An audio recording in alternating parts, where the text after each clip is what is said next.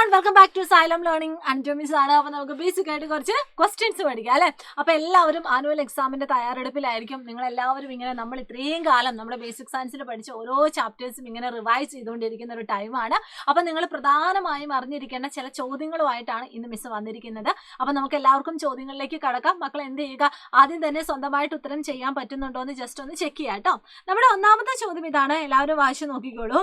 What are the different type of heat transfer that occur in the process? Explain. അതായത് തന്നിരിക്കുന്ന ചിത്രങ്ങളിൽ ഏതൊക്കെ രീതികളിൽ താപപ്രേഷണം നടക്കുന്നുണ്ട്. അപ്പൊ നമുക്കറിയാം 3 രീതിയിലുള്ള താപപ്രേഷണം അല്ലെങ്കിൽ ഹീറ്റ് ട്രാൻസ്ഫർ മെത്തേഡ് ആണ് നമ്മൾ പഠിച്ചിട്ടുള്ളത്. 1 കണ്ടക്ഷൻ അല്ലെങ്കിൽ ചാലനം, 2 കൺവെക്ഷൻ അല്ലെങ്കിൽ സംവഹനം, 3 റേഡിയേഷൻ അല്ലെങ്കിൽ വികിരണം. അപ്പൊ ഇവിടെ നമുക്ക് എന്താണ് കാണാൻ സാധിക്കുന്നത്? ഒരു ഗ്യാസിൽ നിന്ന് വരുന്ന ഫ്ലെയിം ഉപയോഗിച്ചിട്ട് ഇവിടെ എന്ത് ചെയ്യുന്നുണ്ട്, ഒരു പാത്രത്തിൽ കുറച്ച് വെള്ളം ചൂടാക്കുന്നുണ്ട്. അപ്പൊ ആ ഒരു ചെറിയൊരു പാത്രം നമുക്ക് കാണാനായിട്ട് പറ്റുന്നുണ്ട്. അതിൻ്റെ ഉള്ളിൽ കുറച്ച് വെള്ളം ഉണ്ടാവും, അത് ചൂടാക്കുന്നുണ്ട്. അപ്പൊ ജസ്റ്റ് നമുക്ക് ഇവിടെ ഒരു ചെറിയൊരു ചിത്രമാണ് കാണാൻ സാധിക്കുന്നത്. അപ്പൊ ഈ ഒരു സിറ്റുവേഷനിൽ ഏതൊക്കെ രീതിയിലാണ് ഹീറ്റ് ട്രാൻസ്ഫർ ചെയ്യുന്നത്? നമുക്കറിയാം, ഇപ്പൊ ഇവിടെ നിന്നാണ് നമ്മൾ ഫ്ലെയിം കൊടുക്കുന്നതെങ്കിൽ അല്ലെങ്കിൽ ഫയർ കൊടുക്കുന്നതെങ്കിൽ സ്വാഭാവികമായും ഈ ഒരു പാത്രം ഇവിടെ ചൂടാവുന്നതായിട്ട് നമുക്ക് കാണാനായിട്ട് സാധിക്കും. അതായത് ഒരു സോളിഡ് സബ്സ്റ്റൻസിന് ഇവിടെ ഹീറ്റ് ട്രാൻസ്ഫർ ചെയ്യുന്നുണ്ട്. യൂഷ്വലി സോളിഡ്സിലെ ഹീറ്റ് ട്രാൻസ്ഫർ നടക്കുകയാണെങ്കിൽ അത് ഏത് രീതിയിലൂടെ ആയിരിക്കും? യെസ്, കണ്ടക്ഷൻ എന്ന മെത്തേഡിലൂടെ ആയിരിക്കും, അല്ലെങ്കിൽ ചാലനം എന്ന് പറയുന്ന മെത്തേഡിലൂടെ ആയിരിക്കും. ഇനി അതേപോലെ തന്നെ ഇവിടെ നമുക്കറിയാം വെള്ളം ഇങ്ങനെ തിളയ്ക്കുന്നുണ്ട്. അതുകൊണ്ട് തന്നെ ജസ്റ്റ് നമ്മൾ ഇതിന്റെ മുകൾ ഭാഗത്ത് കൈ ഇങ്ങനെ വെച്ച് നോക്കിയാൽ നമുക്ക് ചെറിയൊരു ചൂട് അനുഭവപ്പെടും. കാരണം എന്താണ്? ചൂട് പിടിച്ച മോളിക്യൂൾസ് എന്ത് ചെയ്യുന്നുണ്ട്? ഉയർന്നു പൊങ്ങുന്നുണ്ട് അല്ലെ. ചൂട് പിടിച്ച മോളിക്യൂൾസ് ഉയർന്നു പൊങ്ങുന്നുണ്ട്. അങ്ങനെയാണെങ്കിൽ ഈ ചൂട് പിടിച്ച മോളിക്യൂൾസ് ഉയർന്നു പൊങ്ങുകയും താരതമ്യേന ചൂട് കുറവായ മോളിക്യൂൾസ് ആ ഒരു സ്ഥാനത്ത് എത്തുകയും ചെയ്യുന്ന ഈ ഒരു രീതിയിലുള്ള ഹീറ്റ് ട്രാൻസ്ഫറിനെ നമ്മളൊരു പേര് വിളിച്ചായിരുന്നു.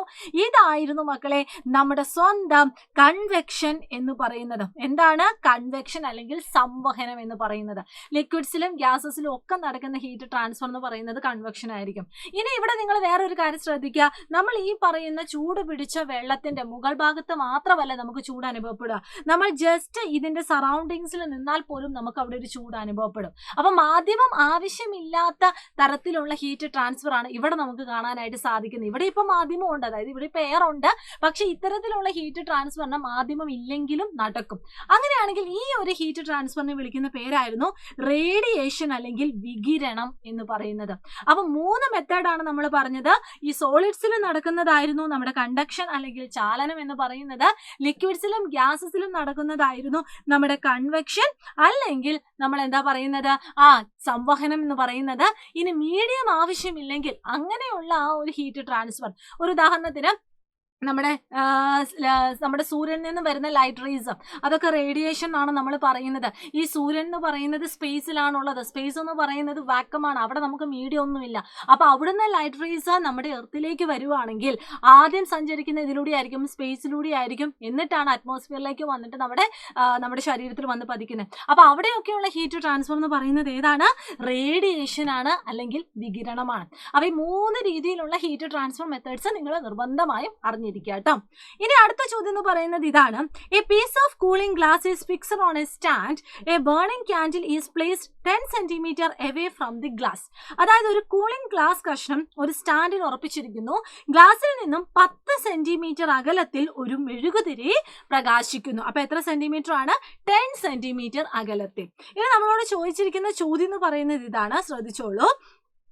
If the image is visible, how far it is from the glass? അതായത് പ്രതിബിംബം കാണുന്നുണ്ടെങ്കിൽ ഗ്ലാസ്സിൽ നിന്ന് എത്ര ദൂരത്തിലായിരിക്കും? ഇവിടെ നിങ്ങൾ നോക്കിയേ, ഇതാണ് നമ്മുടെ മിററെങ്കിൽ നമ്മുടെ മിററും ഈ ഒരു ഒബ്ജക്റ്റും തമ്മിലുള്ള ഡിസ്റ്റൻസ് നമുക്ക് തന്നിട്ടുണ്ട്. That is 10 centimetre. അങ്ങനെയാണെങ്കിൽ ഈ ഒരു പ്ലെയിൻ മിററിന്റെ പ്രത്യേകതയാണ്, പ്ലെയിൻ മിററിൽ കിട്ടുന്ന പ്രതിബിംബം അല്ലെങ്കിൽ പ്ലെയിൻ മിററിൽ കിട്ടുന്ന ഇമേജ് എന്ന് പറയുന്നതും എപ്പോഴും പ്ലെയിൻ മിററിൽ നിന്ന് എത്ര ദൂരത്തിലാണോ നമ്മുടെ വസ്തു വെച്ചിരിക്കുന്നത് അതേ ദൂരത്തിലായിരിക്കും. അതായത് ഇത് 10 സെന്റിമീറ്റർ ആണെങ്കിൽ സ്വാഭാവിക സ്വാഭാവികമായും ഇതും 10 സെന്റിമീറ്റർ ആയിരിക്കും. അതുകൊണ്ടാണ് നമ്മൾ പറയുന്നത് പ്രതിബിംബവും ദർപ്പണവും തമ്മിലുള്ള ദൂരവും അതുപോലെ തന്നെ വസ്തുവും ദർപ്പണവും തമ്മിലുള്ള ദൂരവും തുല്യമായിരിക്കും എന്ന് പറയുന്നത്. ഇനി അതിന്റെ രണ്ടാമത്തെ ചോദ്യമാണ്, what are the peculiarities of the image formed in a plane mirror? സമതല ദർപ്പണത്തിൽ രൂപപ്പെടുന്ന പ്രതിബിംബത്തിന്റെ സവിശേഷതകൾ എന്തെല്ലാം? ഒരു സവിശേഷത ഓൾറെഡി നമ്മൾ ഡിസ്കസ് ചെയ്തു. എന്തായിരുന്നു? വസ്തുവിന്റെ വലിപ്പം തന്നെയായിരിക്കും പ്രതിബിംബത്തിന്റെ വലിപ്പം. അത് നമ്മൾ ഡിസ്കസ് ചെയ്തില്ലേ, ഇപ്പൊ നിങ്ങൾ ഓർത്തിരിക്കാം. ഓക്കെ, വസ്തുവിന്റെ വലിപ്പവും പ്രതിബിംബത്തിന്റെ വലിപ്പവും തുല്യമായിരിക്കും.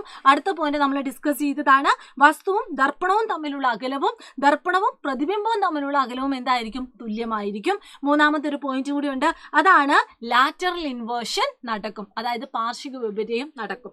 അതായത് നമുക്ക് ഇങ്ങനെ ആലോചിച്ചാൽ മതി, നമ്മൾ കണ്ണാടിന്റെ മുന്നിൽ നിന്ന് നമ്മൾ നിൽക്കുന്ന സമയത്ത് നമ്മൾ വലത് കൈ ഉയർത്തുവാണെങ്കിൽ കണ്ണാടിയിൽ നമുക്ക് ഇടത് കൈ ഉയർത്തിയതായിട്ടാണ് കാണാൻ പറ്റുന്നത്.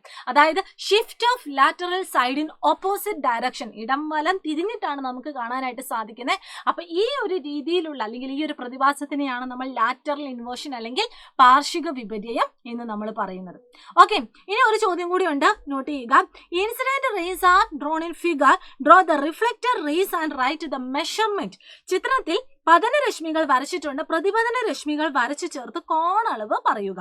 അതാണ് നമ്മുടെ ചോദ്യം. ഓക്കെ, നിങ്ങൾ നോക്കിക്കുക മക്കളെ, ഇവിടെ നമുക്ക് ഇൻസിഡന്റ് റേ കാണാനായിട്ട് സാധിക്കുന്നുണ്ട്. ഇൻസിഡന്റ് റേയും നമ്മുടെ നോർമലും തമ്മിൽ മേക്ക് ചെയ്ത ആംഗിൾ എന്ന് പറയുന്നത് 10 ഡിഗ്രി ആണ്.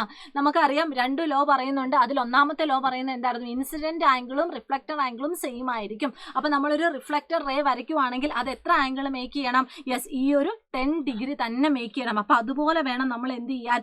ഒരു റേ വരയ്ക്കാൻ, ഒരു ഇൻസിഡന്റ് റേ നമ്മൾ വരയ്ക്കാൻ, ഒരു റിഫ്ലക്റ്റർ റേ നമ്മൾ വരയ്ക്കാനായിട്ട്.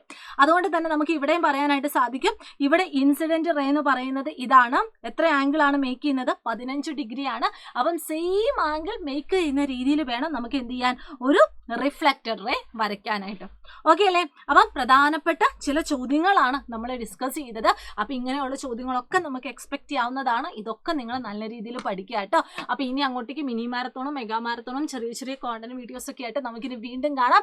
അടിപൊളിയായിട്ട് പഠിക്കുക. അടുത്ത പോലെ നിങ്ങൾ ഹൈസ്കൂളിലേക്കാണ്. അപ്പോൾ all the very best and thank you so much. Bye bye.